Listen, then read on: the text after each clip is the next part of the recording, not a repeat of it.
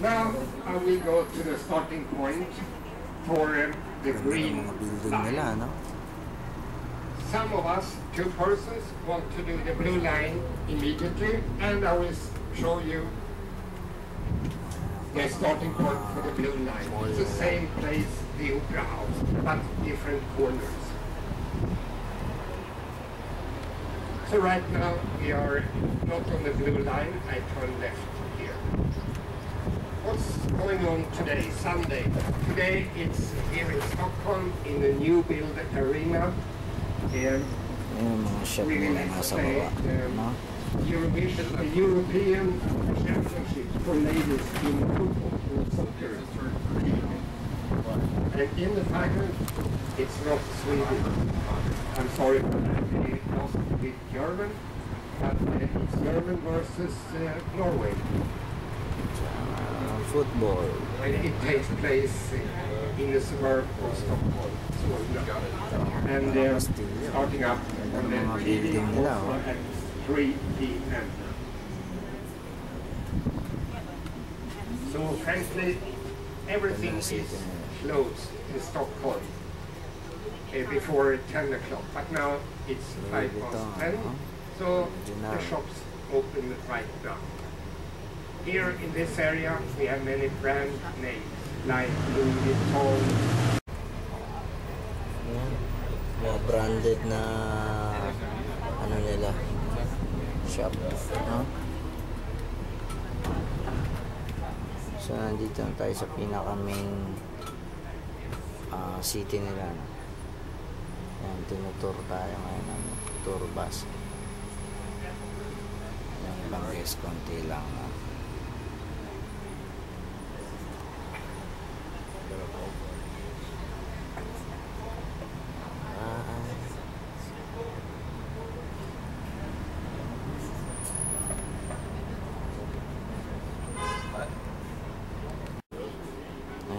Dito ako nag-internet palagi sa Max.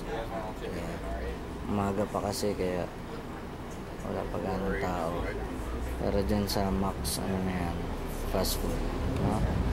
Meron silang free internet dyan. Yes, I will give you information. I'm going to starting point for me for today, and I will start up at stop number 1, green line. We are going there right now. This is not the ordinary way right now. But 2 hours tour. We have a stop here to the left, opposite direction. That's stop number 3, blue line. To the right here we have tram lines in Stockholm. And last year they prolonged it until here, 300 meters at the cost of 300 million Swedish crowns. But now they will prolong it 400 meters to Central Station at the cost of... See another blue line starting up soon. We have very frequent traffic. In front of us we have the 6-star also. There you have stop number 1 for the blue line. If you want to do the blue line, go to that bus. You have at least 10 minutes to transfer. Blue line bus in front of us right now. So you have to walk there. Here we are at stop number 1, the first stop for the green line. In front of the Opera House. If you get lost in Stockholm, the Opera House. Ask for the Opera House. Okay, have a nice visit in Stockholm. I open the doors, keep away from the doors. I open the doors.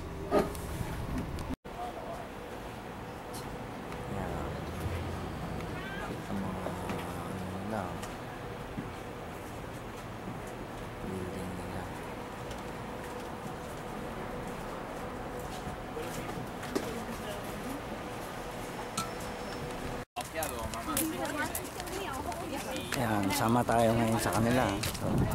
So, this is free, right? Free? Included in your ticket. Included daw sa ticket. Eh, wala naman ako ticket eh.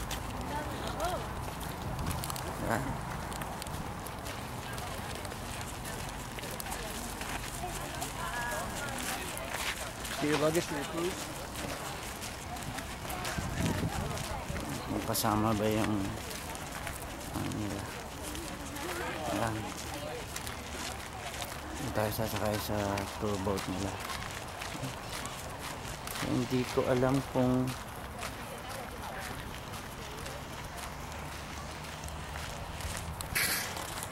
grabe init.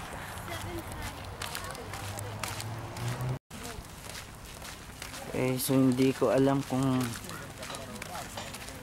alam ko libre lang yung crew sa bus, pero hindi ko alam kung makakapuslit tayo dito sa boat nila. Pag naganap ng ticket, pabalik ako, hindi tayo makakasama. Pero kapag nakalusot tayo, makakalibre tayo ng tour, sightseeing, diba? So andito tayo sa ibang part ng mukhang hindi naman naghanap ng ticket. So this is mostly about 40 minutes. Wala na kung saan tayo mapadpad.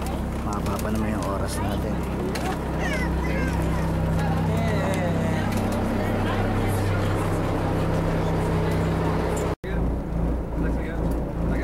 Right now, a tunnel comprising part of a major motorway is being built under the hill beneath El Studio. It was approved by a court despite its location in the National City Park. Because of the disturbance caused by road building, the National City Park will be compensated through environmental improvement measures. On the headland on the right, there used to be a croft that served excellent crayfish, earning the headland the name Kräftriket, that's the kingdom of crayfish. In the 18th century, Sweden's national poet Carl Michael Bellman sang about this headland in a song entitled Like a Shepherd. Walang yan, nature tripping pala tong napuntahan ko. Bali 40 minutes lang naman to eh. Para makita natin yung ibang side ng Stockholm. Yung babae dun, ang nagawa niya.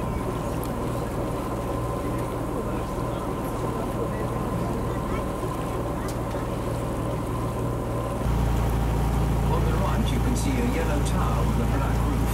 The tower served as a lookout tower, as well as an archive for fruits and cones for the Bergius Botanic Garden. This garden used to be in the city, but was moved out here in 1885, when the city of Stockholm wanted to develop the original area. The garden displays more than 7,000 different plant species, divided into families and by Baltic Sea. This canal is known in translation as the Eel Hatch. It was created in 1863 on the orders of King Carl V to improve the quality of the water in Brunnsviken. The water level, as a result, dropped by 1.25 meters. Later the same year, the coffin was pulled over the ice of Brunnsviken, and Kraus was buried in accordance with Catholic ritual on the western headland of Tivoli, which you'll soon pass on the right. The gravestone is difficult to see from the boat, but the inscription reads, "Here lie the earthly remains of Kraus. The heavenly part lives on in his music."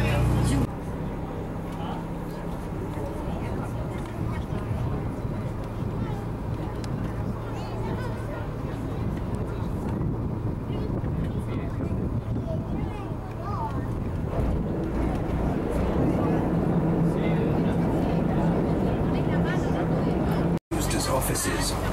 The stone in front of the building is King Gustav V's stone.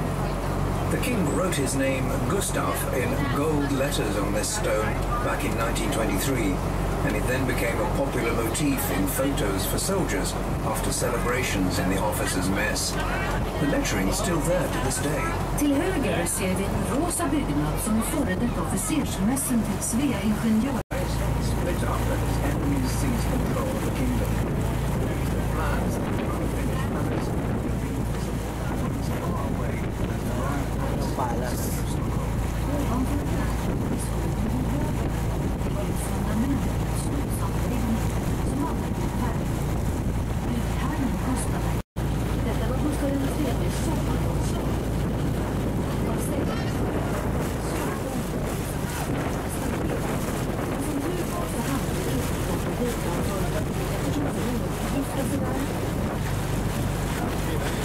court of Sweden took a close interest in the Crown Princess's life when she fell in love with her personal trainer, Daniel Westling, from the small town of Ockelbo, a couple of hours north of Stockholm. Okay, balik na tayo. The Crown Princess should be allowed to marry for love with a man of the people, rather than with a prince, as was the convention. Victoria and Daniel Westling became a couple in 2000.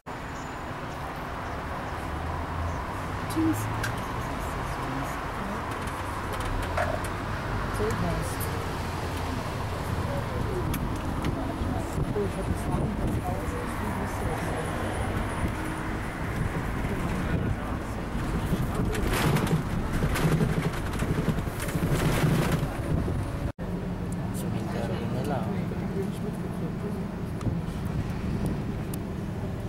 Maayos tingnan dito sa atin. Aber an dem Krankenhaus sind so laut gefahren. Mit uns Autos? Nein, Wala das yung cemetery nila.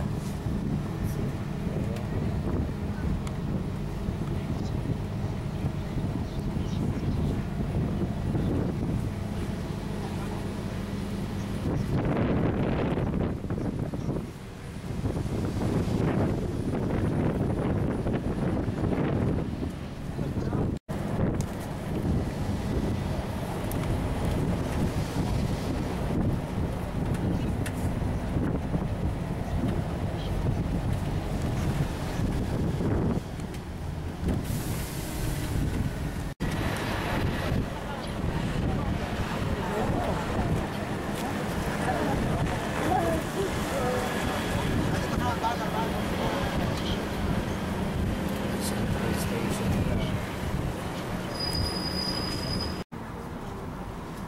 Yun yung mapang sinusundan natin. Dito tayo ngayon. Number 9, Green Line.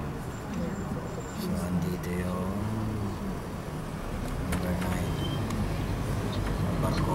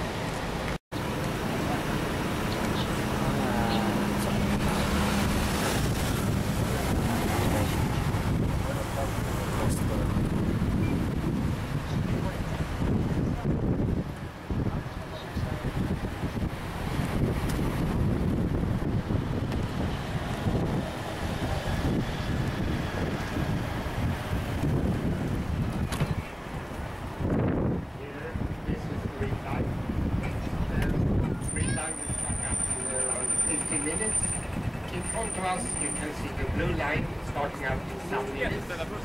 Blue line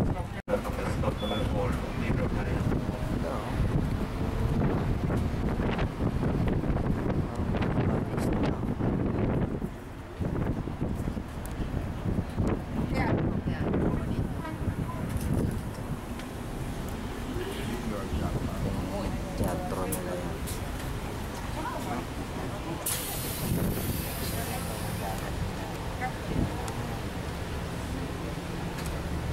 Radisson Hotel. Lakad ko na yan eh.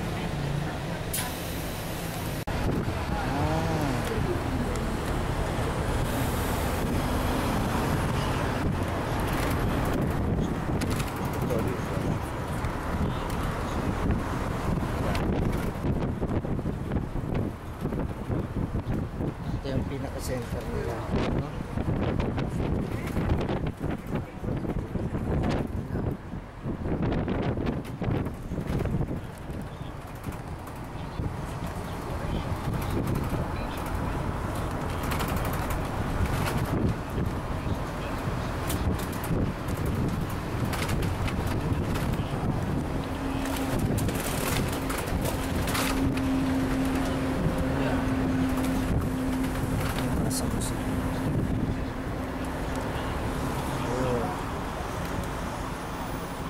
Mami, nainig na ba ako?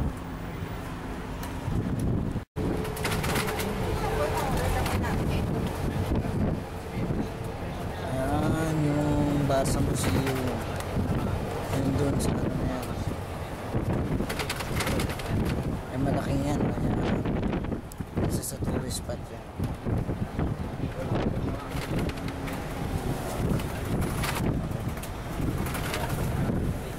Hindi pa kumakain.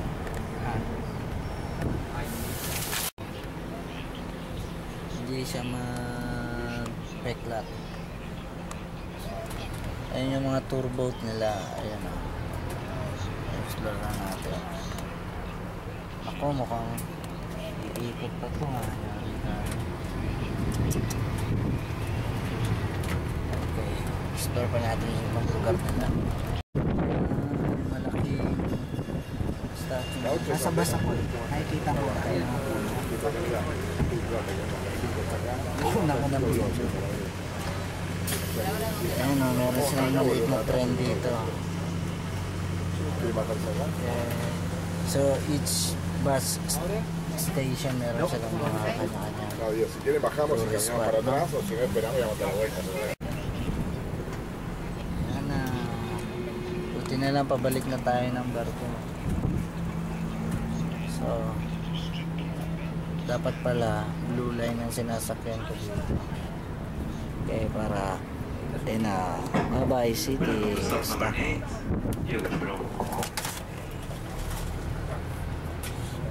Yan talaga si Arnold Clavio nagtutour. Yan, may libreng wifi dito sa bus, kaya ito kachat ko si Bayuong. Mami, say hi. Ayan.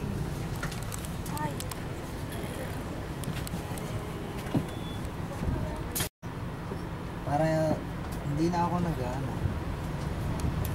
ako nag-tutor lakad-lakad sa bus, libre pa, diba? Libre ko siya.